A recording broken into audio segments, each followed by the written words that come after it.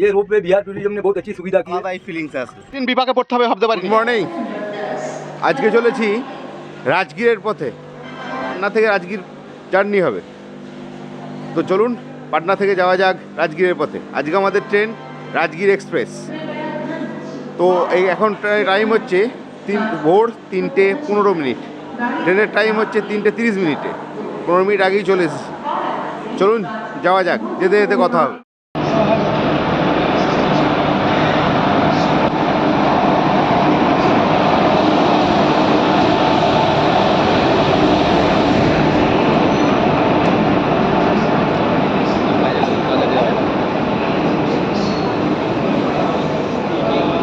আমার কামরা হচ্ছে S1, সিট নাম্বার হচ্ছে 33। চলুন যাওয়া যাক, প্রচণ্ড ভিড় আজকে। 33 খুঁজতে হবে দাদা।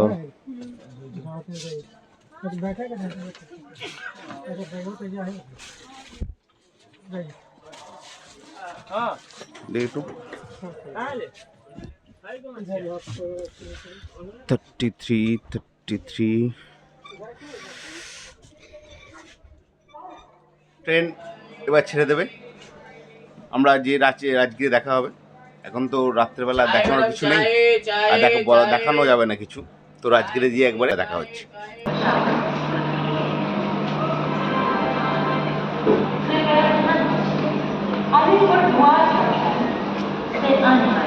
दिल्ली को पहुंचने वाली गाड़ी संख्या 1548 Alipur Dwarka Delhi Mahananda express platform number 4 पर खड़ी है।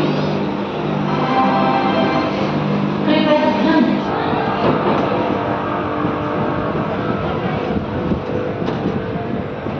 Bye bye.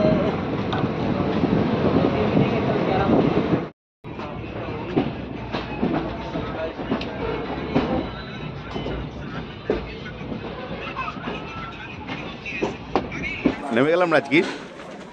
এবার স্টেশনের বাইরে যাব। স্টেশনের বাইরে গিয়ে একটা অটো টোটো দেখতে হবে, কি আছে, কী ব্যবস্থা আছে জানি না, তো দেখতে হবে। চলুন যাওয়া যাক।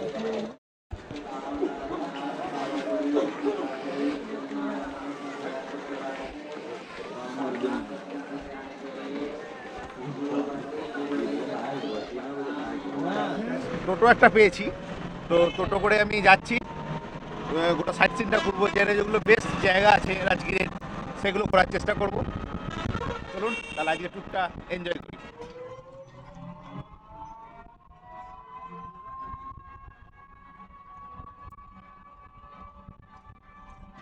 আমি এখন এসেছি স্বর্ণ মন্দির, পিছনে দেখছেন মন্দির। এবার এখানে ভেতরে ঢুকবো, ঢুকে আপনাদের পুরোটা দেখাবো। এটাই আমার প্রথম ডেস্টিনেশন।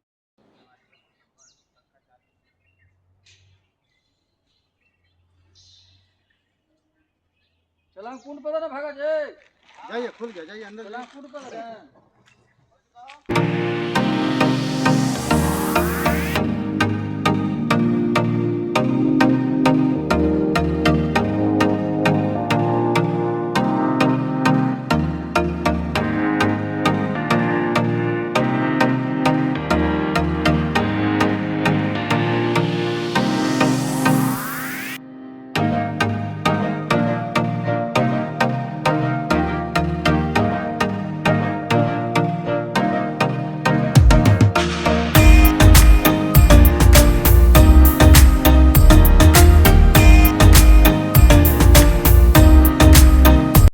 এটা পুরো পাথরের তৈরি।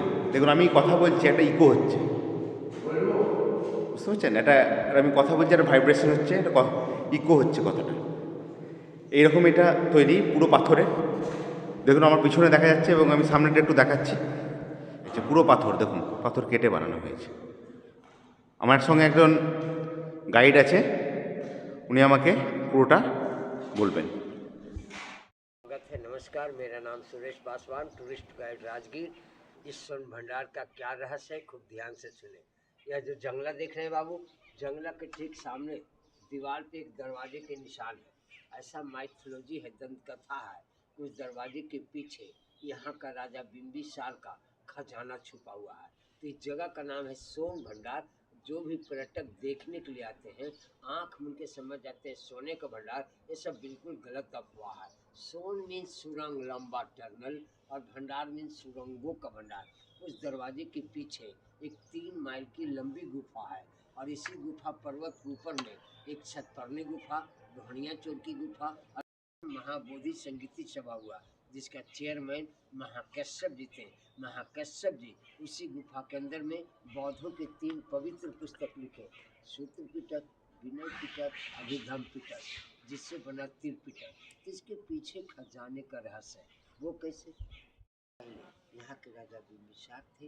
बिंबिसार का बेटा अजातशत्रु अपने पिता को जेल में डाल करके मार डाले। उनके गुस्से में अजातशत्रु की माँ रानी सुभद्रा, उनके पास जितना धन संपत्ति खजाना था, उस दरवाजे के पीछे एक तपस्वी साधु थे, जैन मुनि गौतम स्वामी, उनको धन दे दिए। वो तो तपस्वी थे, उन्हें धन से क्या वास्ता। उसी दरवाजे के पीछे छुपा करके रख डाले। अपनी साधना के बल पे दरवाजे पे चट्टान लगा डाले। जब ब्रिटिश गवर्नमेंट, अंग्रेज का राज आया, इसी जंगला से तोप लगा करके तोड़ना चाहा और खजाना लूटना चाहा, लेकिन तोप से टूटा नहीं, दरवाजे पे तोप का दागी लग करके रह गया।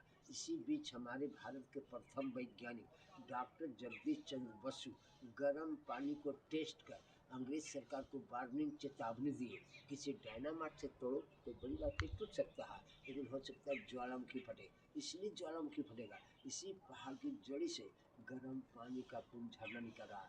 गर्म पानी गंधक, सल्फर, रेडियम, लोहा से टच होकर कर रहा, विस्फोटक पदार्थ है। विस्फोट हो जाएगा, 50 कोस के एरिया नष्ट हो जाएगा।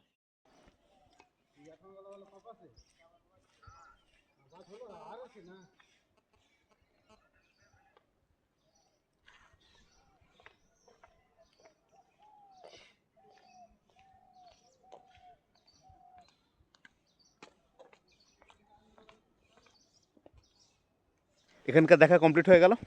এরপর যাব পরবর্তী ডেস্টিনেশনে। চলুন যাওয়া। সোন ভান্ডারের ঠিক পাশেই পাবেন জরাসন্ধের খাড়া। মহাভারতে দেখেছেন কৃষ্ণ, অর্জুন এবং ভীম মিলে যে জরাসন্ধের বধ করেছিল, দুটো পা দুভাগ করে দিয়েছিল, সেই জায়গাটা আজ আপনাদেরকে দেখাবো। চলুন দেখাই। এটাই হচ্ছে সম্রাট জরাসন্ধের মল্লভূমি। এখানেই যুদ্ধ হয়েছিল ভীম এবং জরাসন্ধে। চলুন ভেতরটা দেখাই।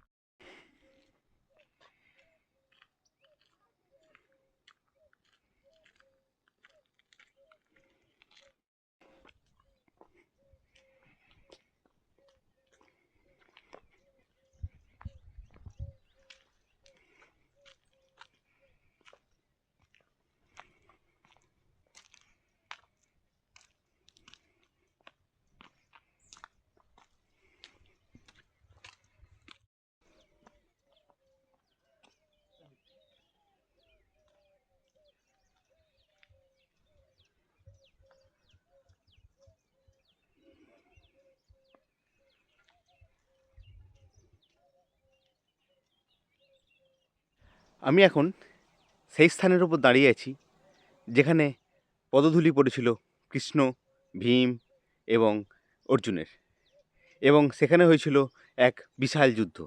সেই যুদ্ধের কথা আপনারা জানেন। যে মল্লভূমিতে ভীম এবং জরাসন্ধের যুদ্ধ হয়েছিল, সেই স্থান হলো এই মল্লভূমি। তাহলে চলুন পরবর্তী ডেস্টিনেশনে যাওয়া যাক। যাচ্ছি ঘোড়ার গাড়ি করে। আমাদের পরবর্তী ডেস্টিনেশন শান্তিস্তূপা। তো এখানে যেতে গেলে ঘোড়া টানা গাড়ি একমাত্র অপশন।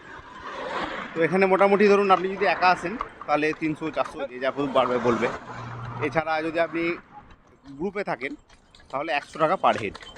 একটু দরদাম করে নিতে পারবেন, দেখা যাক। তবে এই ঘোড়ার গাড়িতে চাপলে একটা আপনার আগেকার দিনে ফিলিংস আসবে, যেটা আপনি আমাদের ওয়েস্ট বেঙ্গলে মুর্শিদাবাদে যেটা আপনি দেখতে পান বেশি প্রচলন আছে। তো এখানেও সেটা প্রচলন আছে, শুধু একটা জায়গার ক্ষেত্রে প্রচলন আছে, সেখানে টোটো অটো অ্যালাউ নেই বলে, তাই এই ঘোড়া টানা গাড়ি যেতে হচ্ছে।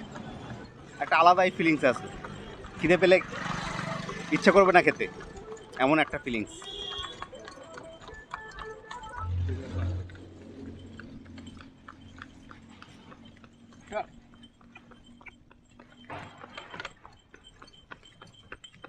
না জেনে এলে এই রাজগীরে অনেক কিছু সমস্যার সম্মুখীন হবে। যেমন আমি ভেবেছিলাম যে এখানে শান্তিস্তূপাতে গেলে এমনি মোটর গাড়ি থেকে নামবো, সামনে কোনো মন্দিরের মতো হবে একটা সামনে, কিন্তু এখানে এসে শুনলাম এখানে রোপওয়ে দিয়ে দিতে হবে, নাহলে হেঁটে পাহাড়ি রাস্তা চড়ে 40 মিনিট, তো আবার রোপওয়ে যেতে হচ্ছে 120 টাকা ভাড়া আসা যাওয়া। চলুন এসেছি যখন যেতে তো হবেই, তো আপনারা যখন আসবেন সেই বুঝে আসবেন।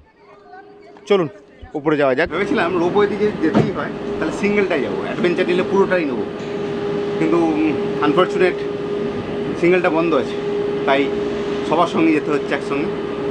একটা এটাতে 8 জন ক্যাপাসিটি আছে, এই 8 জনের ক্যাপাসিটি নিয়ে এটা যেতে পারে, আর ওটাতে সিঙ্গেল থাকতো, সিঙ্গেলটা আমি একাই চলে যেতাম, অ্যাডভেঞ্চারটা ভালো হতো, কিন্তু সেটা তো আর হলো না। চলুন এটা দিয়ে যাওয়া যাক।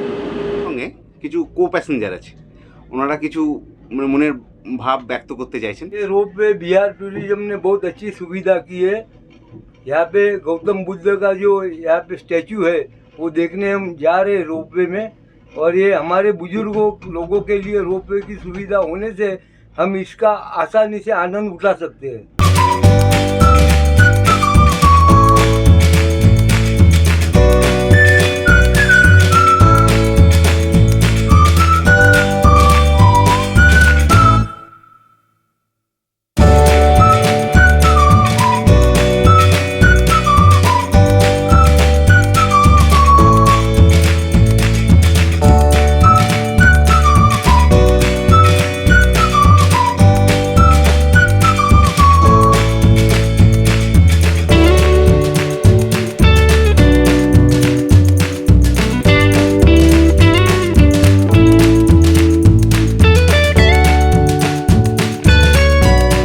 আমি এখন চলে এসেছি বিশ্ব শান্তি স্তূপার মন্দিরের মূল গেটের সামনে।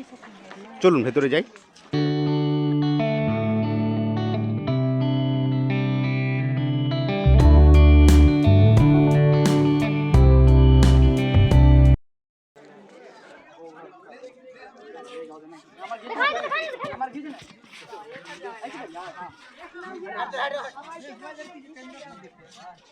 পৌঁছে গেলাম সেই বিশ্ব শান্তিস্তূপা মন্দিরে। আমার পিছনে আছে দেখতে পাচ্ছেন। চলুন উপর থেকে যে আপনাদের নিচের দৃশ্যটা দেখাই, যে কি একটা ভিউ দেখা যাচ্ছে। যদি না আসতাম হয়তো মিস করতাম, আপনারা এলে অবশ্যই আসবেন।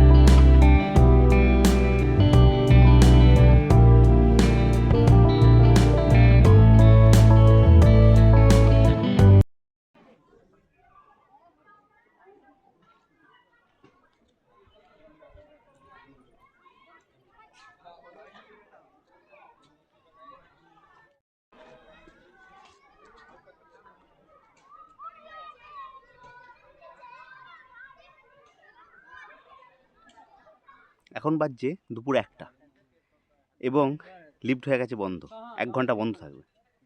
কিন্তু আমার তো আর দাঁড়ালে হবে না, আমাকে ফিরতে হবে। তো যেটা ভয় খাচ্ছিলাম সেটাই আমাকে করতে হচ্ছে। যাই হোক, উঠতে হয়নি, নামতে হচ্ছে। 400টা সিঁড়ি, এখন আমাকে নেমে নিচে যেতে হবে। এটা খুব একটা কঠিন বিষয় হয়ে গেল আমার পক্ষে। তো এখন একটু বসেছি, কিছু 10-15টা সিঁড়ি হয়তো নেমেছি, বসেছি। এবার নেক্সট আবার যাব, জানি না কতক্ষণ টাইম লাগবে, তবে হ্যাঁ 2টোর আগে পৌঁছে যাবো, এটুকু গ্যারেন্টি। লেবুকে নিংড়ালে যে অবস্থা হয়, এখন আমার ঠিক সেই অবস্থা। রোপওয়ের টিকিট কেটেও হেঁটে হেঁটে নামতে হচ্ছে। কথা বলার মতো পরিস্থিতি এখন আর নেই, শুধু মনে হচ্ছে বসে পড়ি। দুজন উঠছিলেন, আমি জিজ্ঞেস করলাম কতটা উঠলেন, বললো দাদা অনেকটা। এই অনেকটা বললেন, তাতেই মনে হচ্ছে আমার লেবুটা বেশি নিগড়ে গেল। চলুন যাওয়া যাক। এইরকম কঠিন বিপাকে পড়তে হবে ভাবতে পারিনি। এটা আমার আশার বাইরে। অনেক কিছু ভালো হচ্ছিল, লাস্টে এসে অনেকটা খারাপ হয়ে গেল। খাবার যা খেয়েছিলাম মোটামুটি সব একদম মিক্সিতে বাটা হয়ে গেছে। এখন একটু খাবার না পেলে আর চলছে না। ব্যাগে বিস্কুট আছে, দেখি যদি খেয়ে নিতে পারি। দেখা হবে নতুন কোনো ভিডিওতে। আর যদি ভালো লাগে লাইক শেয়ার সাবস্ক্রাইব করে দেবেন, আর যদি ভালো না লাগে ডিসলাইক করে দেবেন, আপনাদের ইচ্ছা।